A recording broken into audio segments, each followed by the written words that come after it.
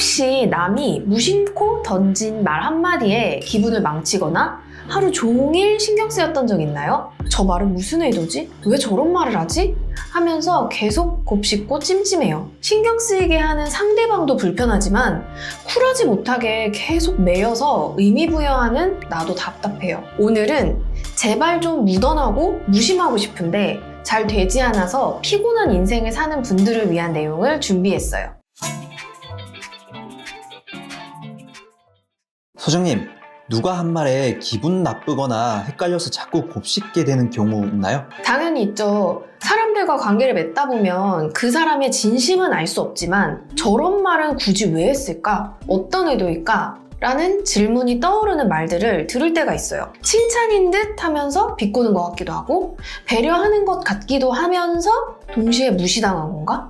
싶은 순간들이요. 다시 딱 집어서 확인하고 싶고 다른 사람한테도 그렇게 하나 안 하나 체크해보고 싶어요. 내가 오해한 건지 혹시 내가 어떤 실수를 해서 그런 건지 괜히 눈치도 보이고 생각 그만하고 싶은데 파고들어서 골몰할 때가 있어요. 그럼 그렇게 골몰하게 될 때는 어떻게 해야 될까요?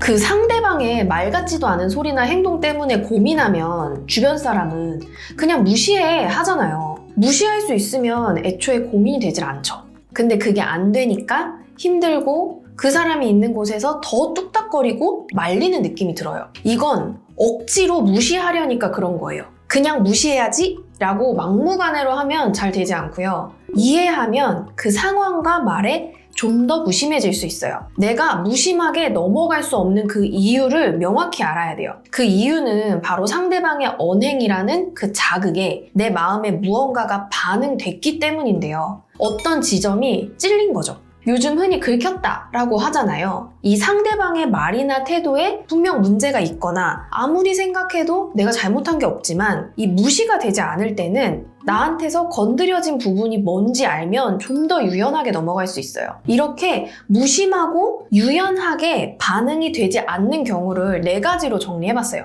이 4가지 중에서 무조건 1개 이상은 찾으실 수 있을 거예요. 첫 번째 경우는요.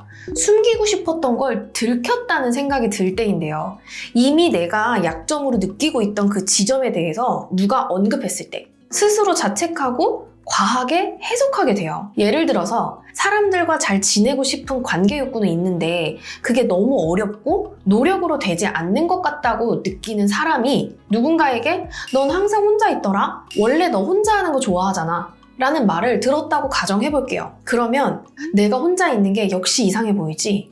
내가 사람들과 관계 맺는 게 힘든 티가 나나? 라는 생각이 들면서 그 사람의 말이 공격인지 아닌지 헷갈리고 내가 어떻게 보여질지 하는 것들이 계속 마음에 남아요. 그 사람의 진짜 의중은 알 수 없지만 자동으로 자책하고 원인을 나에게서 찾으면서 수치심이나 자기 혐오감을 느끼게 돼요. 심리학에서는 이걸 내면화된 자기 비판이 작동한다고 표현을 해요. 두 번째 경우는요. 그 말을 한 사람이 나에게 영향력이 있을 때인데 내가 신경 쓰이는 사람, 나를 평가할 수 있는 권한이 있는 사람, 내가 인정받고 싶은 사람이라면 그 사람의 말은 사실 여부와 관계없이 훨씬 큰 파급력을 가지겠죠. 예를 들어서 내가 짝사랑하는 사람이 있다면 그 사람의 모든 언행이 다 의미 있게 다가오고 절대 무심해질 수가 없잖아요. 오히려 더 많은 에너지를 쏟고 많은 의미를 찾아내죠. 이건 긍정적 예시를 든 거지만 거꾸로 경직된 관계, 불편한 관계의 사람이 나에게 중요한 대상이 되면 인정욕구나 애착욕구가 막 발현이 되면서 동시에 긴장되고 위축되는 경험을 하죠. 무시할래야 할 수가 없죠. 세 번째 경우는 과거의 상처가 자극될 때인데 이건 무의식적으로 많이 작동을 해요. 과거에 내가 한 경험 중에 굉장히 아팠고 고통스러웠던 사건과 현재의 상황이 비슷하다고 느끼면 그 순간 시공간을 무시한 반응이 나타나요. 예를 들어서 누군가의 그 멸시하는 눈빛, 평가하는 말투, 심드렁한 태도와 같은 것들이 예전에 나의 보호자나 의미 있는 대상에게 받은 그 자극과 겹치면 이때 감정의 강도가 훨씬 세지죠. 중요한 건 이런 건 명확한 인식으로 이루어지는 게 아니라 빠른 속도로 무의식적으로 경험하기 때문에 묘한 찜찜함, 불쾌감, 무력감으로 경험을 해요. 이 반응은 일종의 감정 기억이 되살아나는 건데 현재의 사건이 과거 상처와 겹치면 무의식적으로 감정이 과잉 반응하는 그 전이 반응이라는 것으로 나타나요. 이럴 때 무심하게 대응하는 게 거의 불가능해요. 네 번째는 건강한 경계 설정이 어려운 경우인데요. 첫 번째로 말씀드린 자기를 비판하는 경우와 비슷해 보이는데 차이점이 있다면요. 이 자기 비판의 경우에는 이미 있는 상처가 건드려져서 아픈 거예요. 그런데 이 경우에는 상대방의 그 평가나 태도, 감정을 그대로 내 정체성으로 반영해버리는 거예요. 예를 들어서 난 잘못이 없는데 그냥 상대방이 짜증나고 기분이 안 좋아서 툴툴거리고 신경질을 내는 상황이라고 쳐볼게요. 이때 온몸으로 영향을 받고 내가 마치 그것을 해결해줘야 할 것 같은 기분? 내가 왠지 풀어줘야 할 것 같고 내가 좀 더 잘하면 저 사람이 편해질 수 있다고 느껴요. 이건 사실 상대방이 나에게 투사한 것, 배설한 것들에 대한 책임을 느끼는 건데 내가 내 기준을 잘 세우지 못하고 타인의 반응이나 평가를 내 가치처럼 여길 때 이런 현상을 겪게 돼요. 너 거하고 내 거의 경계가 불분명해진 거죠. 이때 무심하고 무신경하려고 노력하는 그 자체가 정말 힘들고요. 죄책감이나 혼란한 감정을 막 느껴요. 이런 상황에 좀 더 유연하고 무심하게 반응할 수 있는 방법을 하나씩 알려드릴 테니까 잘 듣고 한 개나 두 개만 익히셔도요. 지금보다 무조건 훨씬 편안해져요. 첫 번째는 현재 내 상태를 인식하려고 노력하셔야 돼요. 내가 상대방의 반응에 얼마나 불편하고 스트레스 받는지 명확히 인식하고 인정하는 건데요. 이게 불편한 감각이라서 빨리 스킵하고 싶겠지만 그럴수록 더 따라붙거든요. 그래서 스킵하지 마세요. 일단 나 지금 긁혔다고 솔직하게 인정해야 그 다음 스텝으로 넘어갈 수 있어요. 두 번째는 주의를 전환하는 건데요. 이 어떤 상황에 온 정신이 매여서 무심하기 어려운 때에 그 공상이나 망상 속에 시뮬레이션을 멈추고 Here and Now, 지금 여기로 감각을 가지고 오는 거예요.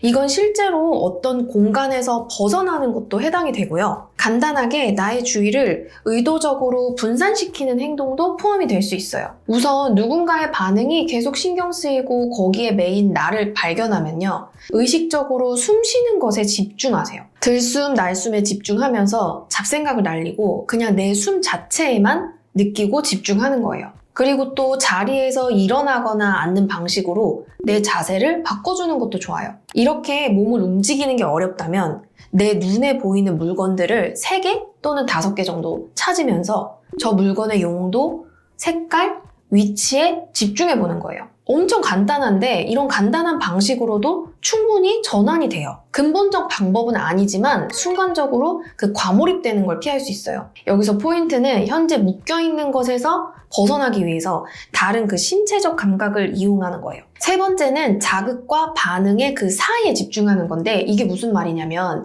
상대방의 어떤 표정이나 그 언행에 내가 자극을 받아요. 그러면 그 이후에 내가 어떤 행동이나 생각을 바로 하거든요. 그러면 그 상대방의 자극과 나의 그 행동, 감정 그 사이에 어떤 해석이 들어간 건지 찾아보는 거예요. 이 과정은 현상과 나를 분리시키는 작업인데요. 그 사람이 한 것, 그리고 내가 느낀 것이란 이 두 축으로 먼저 정리를 해보는 거예요. 그 다음에 내가 저 사람의 반응에 이런 생각이 들었구나. 내가 현재의 이런 상태이구나. 저 사람을 보고 내가 느낀 감정 때문에 현재 나 지금 거슬리는 상태구나 라고 정리를 하는 거예요. 내가 현재에 이런 현상을 겪고 있는 것이지 이 현상이 곧 내가 아니다 라는 과정을 분명히 하는 거죠. 그 다음 네 번째는 그래서 뭐 어쩌라고 마인드셋인데 결국에 혼란한 상황에서 나를 구제해 줄 수 있는 건 기세예요. 그래, 상대방은 그런 반응을 했어. 그리고 내가 어떤 그 상쾌하지 못한 감정을 느꼈어. 그래서 뭐 어쩌라고. 지금 뭐 내가 당장 위험해? 당장 처리할 게 있어? 그런데 뭐 어쩌라고? 라는 자기 주문이 필요해요. 이 주문이요, 때때로 무너진 경계를 세워주기도 하고요. 시공간을 넘어서 경험되는 그 내 상처가 현실이 아니란 걸 깨닫게도 해줘요. 그리고 필요한 공격성을 만들어주기도 하면서 이 답도 없는 의미 부여를 멈추도록 해주거든요. 어쩌라고? 따라해보세요. 어쩌라고? 이 정신을 갖기 위해서 연습을 해보세요. 무심할 수 없을 때 효과적이에요. 다섯 번째는 네 것, 내 것 구분하기인데 상대방이 무슨 말을 하든 그건 상대방 거예요. 틀린 말이든 맞는 말이든 그것을 해석하고 그 말을 곱씹을지 말지부터가 내 건 거죠. 내가 결정하는 거. 네 것, 내 것을 분리할 때 아주 유용한 방법은요. 그 상대방의 상황을 아주 깊이 이해하고 들여다보는 거예요. 그 사람을 좋은 마음으로 이해해 주라는 게 아니라 있는 그대로 그 사람의 상황이 되어보는 거죠. 이거는 일종의 깊은 관찰과도 같아요. 이 상대방의 반응을 상대방 입장에서 생각하다 보면요. 그것을 내가 과도하게 끌고 갈 필요가 없다는 걸 알게 돼요. 그 사람의 살아온 인생, 사고방식, 그 당시의 컨디션이 반영된 결과예요. 저 사람은 저렇게 말하고 반응하는 사람이구나 라고 정보를 습득하시면 되는 거예요. 필요 이상으로 영향받고 힘들어하지 않아도 돼요. 이 과정은 내 건 거죠. 내가 어떤 태도를 취할지 결정하면 될 일이니까요. 지금까지 말씀드린 5가지 방법은요. 저 또한 어떤 반응에 무심하게 어렵고 자꾸 신경 쓰이고 매여있게 될 때 유용하게 사용하는 방법들이에요. 한 번이 절대 안 돼요. 계속 시도하고 연습해야 돼요. 이 부정적인 감정에 매여서 괴롭게 보내는 그 시간을 이 시도와 연습의 순간들로 조금씩 채워보는 거예요. 계속 이런 순간들에 나를 놓다 보면요. 하루 종일 괴로울 일이 반나절 만에 끝날 수도 있고요. 10번 신경 쓸 일이 6번 정도로 줄어들 수도 있어요. 크게 신경 쓰지 않아도 되거나 무시해도 될 만한 그 상대의 언행에 자꾸 마음이 쓰이고 요동치는 건 단순히 화가 나거나 기분 나쁜 게 아니라 내 안에 맞닿은 무언가가 있기 때문이에요. 나의 그 어떤 부분에 가서 닿았는지 잘 보고 그 부분을 잘 달래는 게 중요한 거죠. 절대 쉽진 않은데 꼭 해야 할 일이에요. 나를 불편하게 하는 모든 관계, 모든 사람에게 다 이렇게 대처하라고 드리는 말씀은 절대 아니에요. 가끔 아프고 힘든 자극이지만 내가 정말 돌아봐야 할 또는 성찰해봐야 할 부분을 알려주는 신호일 때도 있잖아요. 나에 대한 성찰과 조망은 당연히 필요하고 이런 부분에서 무심해진다면 성숙할 수가 없겠죠. 다만 너무 많은 자극에 위축되고 신경 쓰느라 삶이 괴로운 분들은요. 제가 말씀드린 내용들을 잘 기억했다가 한번 시도해보시면 좋겠어요. 이 밖에도 유독 내가 타인의 반응에 영향을 많이 받는 이유가 궁금한 분들은 위의 영상에 자세히 준비됐으니까 꼭 참고해주세요. 오늘 내용이 도움이 되셨다면 구독, 좋아요, 알림 설정 잊지 마시고요. 여러분의 관계와 감정의 자유를 응원하는 심리상담사 짠토커입니다.